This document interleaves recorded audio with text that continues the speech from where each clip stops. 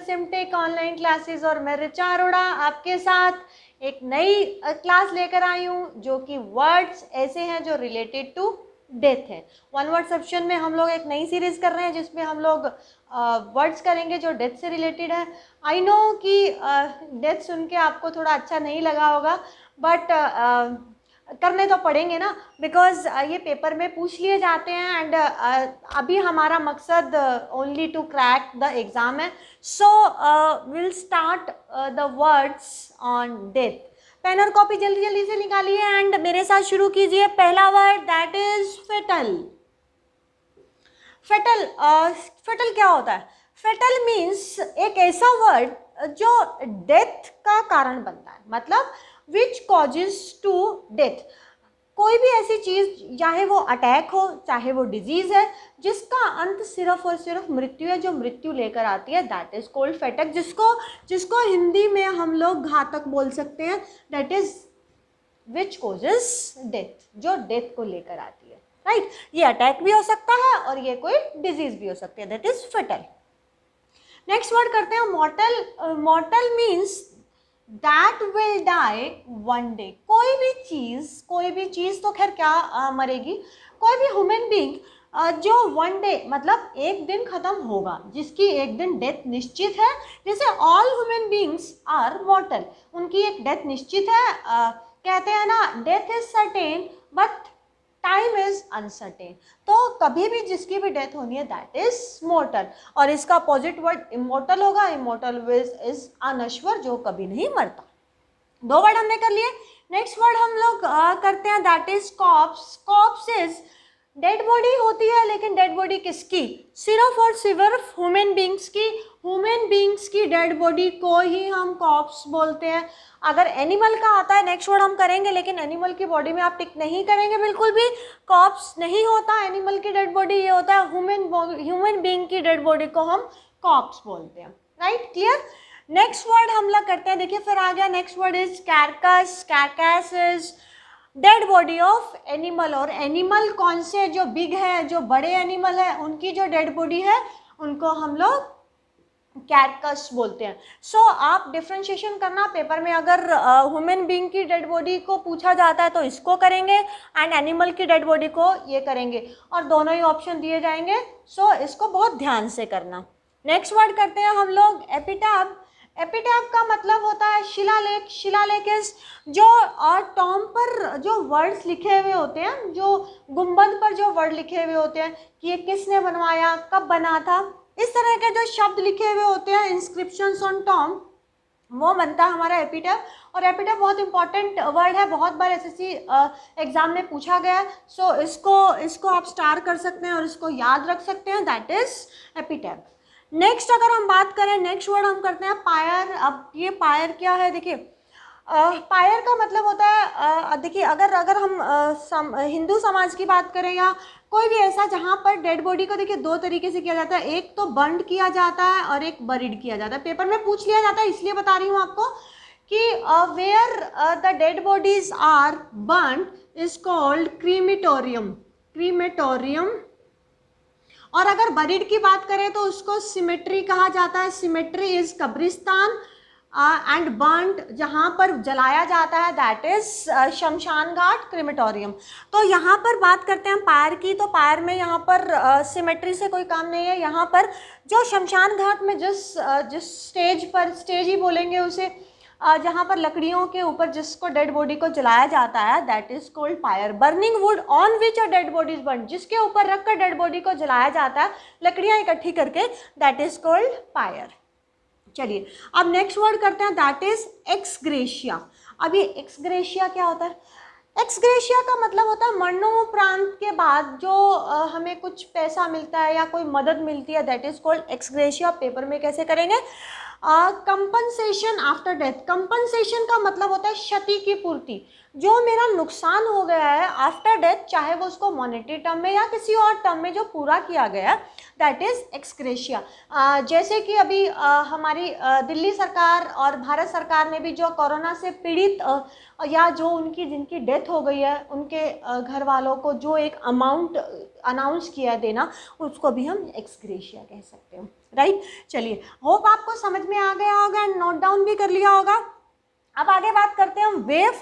अब ये वेव क्या है? Waif is a homeless child, weak child, homeless child जिसका अपना घर नहीं है, तो उसको हम वेव कह सकते हैं।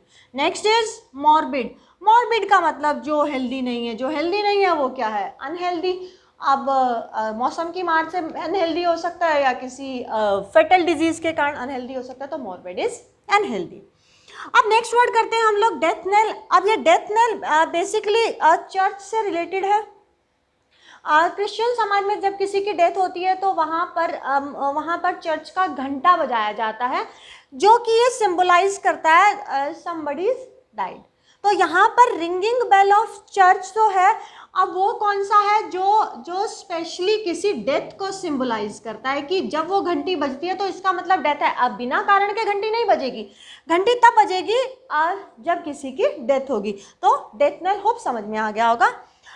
नेक्स्ट हम वर्ड करते हैं, दैट इज स्वान सॉन्ग।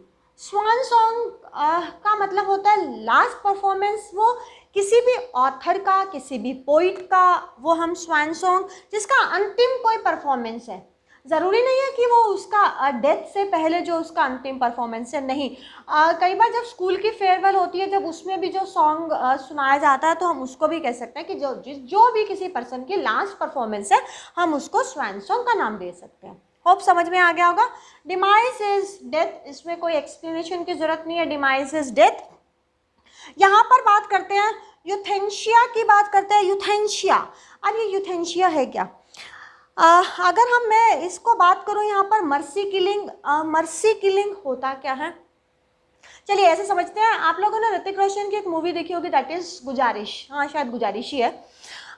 उसमें वो बहुत बीमार होता, मे बी वो बेड रिडन होते हैं, तो वो अपनी ज़िंदगी को नहीं जीना चाहते। मर्सी किलिंग का मतलब है a person due to some reason और due to disease he does not want to live। so वो बोलते हैं कि मेरे को कोई इंजेक्शन देकर या किसी भी तरह से मुझे मार दो, I don't want to live anymore। so अभी इंडिया में मर्सी किलिंग अलाउ नहीं है। तो यहाँ पर ये चीज़ में भी अच्छी हो सकती है, नहीं हो सकती, उस पर हम बाद में चर्चा करेंगे। अभी हम लोग पेपर के पॉइंट ऑफ व्यू से देखते हैं। यूथेनेशिया का मतलब होता है मर्सी किलिंग, दया की मृत्यु, जो किसी भी कारण से हो सकती है।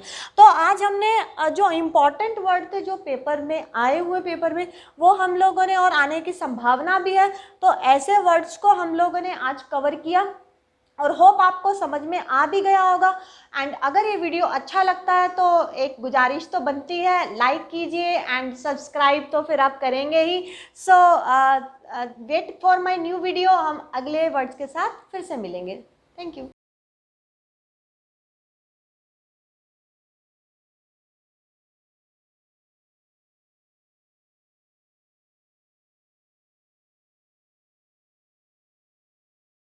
स्वागत है आप सभी का सिमटेक ऑनलाइन क्लासेस पर, और मैं ऋचा अरोड़ा फिर से आपके लिए लेकर आई हूँ कुछ बहुत इम्पॉर्टेंट पॉइंट ऑफ व्यू से जो आने वाले क्वेश्चंस हैं और जो आने वाले वर्ड्स हैं वो लेकर आई हूँ। एंड चलिए आगे बढ़ते हैं हम लोग। इससे पहले हमारी क्लास का नियम, पेन और कॉपी निकाल लीजिए और मेरे साथ बने रहिए। क्या करने के लिए? ऐसे कुछ वर्ड्स जो फूड से रिलेटेड है, मतलब फूड हैबिट से रिलेटेड है। जैसे कुछ ज़्यादा खाता है उसको क्या कहते हैं, कुछ कम खाता है उसकी जो आदत होती है उसको क्या कहते हैं। चलिए होप पेन कॉपी निकल गए होंगे। चलिए शुरू करते हैं हम लोग। देखिए पहले हम बात करते हैं, अगर हम खाने की आदत की बात करें तो ह्यूमन बीइंग भी खाते हैं एंड एनिमल्स भी खाते हैं खाना। तो हम लोग दोनों को अलग अलग देखेंगे कि फूड हैबिट ह्यूमन बीइंग के कौन कौन से इंपॉर्टेंट वर्ड्स हैं एंड देन एनिमल्स के। चलिए पहले हम लोग ह्यूमन बीइंग से शुरू करते हैं। ह्यूमन बीइंग से पहला वर्ड हम करते हैं ग्लटन। ग्लटन का मतलब अगर मैं हिंदी में बात करूँ सब समझ जाएंगे, दैट इज पेटू, हु ईट्स टू मच, बहुत ज़्यादा खाना खाता है, दैट इज ग्लटन। अब अगर हम लोग अगले वर्ड की बात करें, इसी से कहीं ना कहीं इसका कनेक्शन है, दैट इज एपिक्योर। अब एपिक्योर क्या होता है? Fond of delicious food. भैया खाना ये भी खाता है, खाना तो ये भी खा रहा है, सो इन दो वर्ड्स की जरूरत क्या है, ग्लटन और एपिक्योर? पेपर वाला यही कंफ्यूज करता है। देखिए अब देखते हैं इनके डिफरेंस को। इसको लौकी भी इतनी अच्छी लगती है जितनी का उसको पनीर अच्छा लगता है, लेकिन यहाँ पर एपिक्योर का मतलब है सिर्फ शौकीन है अच्छा खाने का। वो तोरी नहीं खाएगा, वो टिंडा नहीं खाएगा, वो बहुत जो टेस्टी आइटम्स हैं वो जाकर खाएगा, राइट? समझिए आप जो डिलीशियस फूड का शौकीन है उसको एपिक्योर कहते हैं, और जो कुछ भी खा सकता है बस उसको अपना पेट भरना है, दैट इज कॉल्ड ग्लूटन। अपने अपने दोस्तों की याद आ गई होगी कि कौन एपिक्योर और कौन ग्लूटन है। चलिए ये सिर्फ समझाने के लिए था, आगे बढ़ते हैं हम लोग अपने नेक्स्ट वर्ड की तरफ। नेक्स्ट वर्ड करते हैं हमारा टिटॉटलर। कुछ लोग इसको टीटो टेलर भी बोलते हैं, लेकिन ये टिटॉटलर है। टिटॉटलर का मतलब एक ऐसा पर्सन जिसने अल्कोहलिक ड्रिंक का सेवन नहीं किया, मतलब वो वाइन को छूता भी नहीं है या कोई भी किसी भी चीज़ में ऐड ऑन करके भी नहीं पीता है वो, तो इसको हम लोग टिटॉटलर बोल सकते हैं। और बेसिकली ये वर्ड्स कहाँ लिखा हुआ होता है, अगर कभी नज़र डाली हो, हिंदी की अखबार में वर वधू का कॉलम होता है और इंग्लिश में मैट्रिमोनियल कॉलम में होता है कि लड़का हमारा टिटॉटलर है, वो बाद में पता लगता है कि है या नहीं है। चलिए वो अलग बात है, वो देखते हैं। लेकिन यहाँ पर जो है जो ड्रिंक का सेवन नहीं करता है वो बन जाता है टिटॉटलर, राइट? आगे अगर हम बात करें नए वर्ड की, फेगोमेनिक। अब मैनिक का मतलब होता है जिसको कहते हैं ना मेनिया, पिज्ज़ा मेनिया। अब पिज़्ज़ा मेनिया का मतलब क्या है? सुबह उठते ही पिज़्ज़ा दे दो, रात को भी पिज़्ज़ा दे दो, और अगले दिन भी फिर pizza pizza pizza pizza pizza. बहुत शौकीन है जो पिज़्ज़ा का या किसी भी चीज़ का, वो मैनिक बन जाता है। मैनिक मतलब उसको बहुत ज़्यादा शौक है उस चीज़ का। अब यहाँ पर फेगोमेनिक का मतलब है अगेन आप उसको ऑब्सेशन फॉर फूड, मतलब फूड दिख जाए तो बस भर लेता है। कुछ लोगों को देखा है जो पार्टी में जाते हैं उनकी प्लेट में कैसे सब कुछ भरा हुआ रहता है, दही में ही गुलाब जामुन टाइप से रहता है कि दोबारा मिलेगा नहीं मिलेगा, मतलब एक बार भर लो।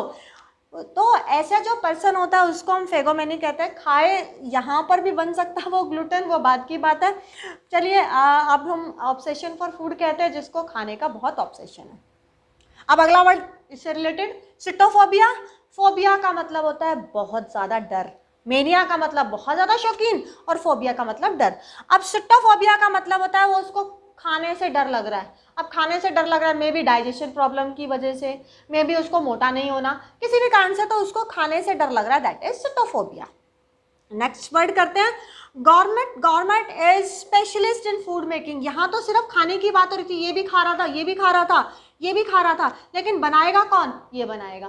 तो यहाँ पर government is specialist in food making, जो फूड को बनाता है उसकी पाक कला में जो सक्षम होता है, ऐसा पर्सन। आगे फ्रूटेरियन इज फ्रूट से रिलेटेड होता है। अब फ्रूट ऐसा पर्सन जो केवल और केवल फ्रूट ही खाता है, फ्रूट पर जिंदा। बहुत सारे संत साधु होंगे जो हिमाचल की वादियों में होंगे, वो होंगे। हमारे यहाँ तो फ्रूट भी बहुत महंगा है, रोटी खा लो इससे बढ़िया। चलिए आगे करते हैं, होप समझ में आ गया होगा। डिप्सोमेनिया। डिप्सोमेनिया कहीं ना कहीं इसका उल्टा कह सकते हैं। यहाँ पर डिप्सोमेनिया का मतलब बार खुलने का वेट करता है कि कब बार खुलेगा, मतलब too much fond of alcoholic drink, मतलब दारूबाज जिसको हम कह सकते हैं अगर हमने एक वर्ड में समझना है, मतलब आने दे बस मज़ा आ जाएगा, मिल जाएगी तो dipsomania is fond of drinking, क्या चीज़? Drinking alcohol. इससे एक इडियम सी बनता है ड्रिंक लाइक अ फिश। जैसे फिश पानी में जितना मर्जी पीती रहती है, कौन तौलता है? तो एक इडियम भी है इससे related, drink like a fish, वो भी डिप्सोमेनिया होता है, फॉन्ड ऑफ ड्रिंकिंग। तो ये कुछ इंपॉर्टेंट वर्ड्स है। ऐसे तो बहुत सारे वर्ड्स हैं फूड से रिलेटेड, लेकिन हमने वो वर्ड्स किए हैं जो एसएससी से रिलेटेड है, बिकॉज यहाँ पर ऐसे तो बहुत सारे वर्ड्स हैं। तो हम लोगों ने जो इंपॉर्टेंट पॉइंट ऑफ व्यू से था वो कुछ वर्ड्स किए हैं। सो ये थे एनिमल ह्यूमन बींग से रिलेटेड, और अब हम बढ़ जाते हैं यहाँ पर एनिमल से रिलेटेड कौन से वर्ड्स हैं। ये सब आपको आते हैं, यहाँ पर हम फटाफट से इसको एक्सप्लेन करते हुए चलेंगे। हर्बीवोरस।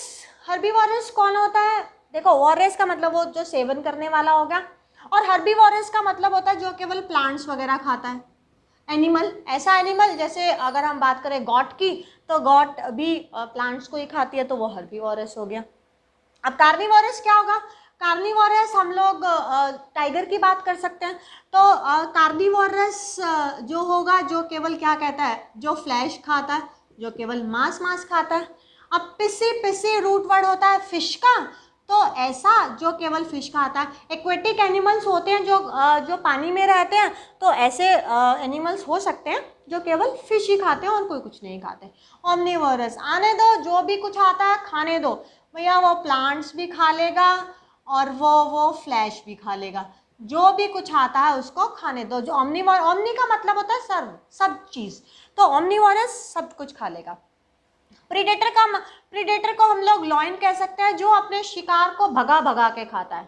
पहले run and catch its prey, जो अपने शिकार को पहले भगाता और उसके बाद कहते हैं ना लॉयन मरा हुआ एनिमल नहीं खाता, वो खुद पकड़ता और खुद खाता है, तो दैट इज प्रीडेटर।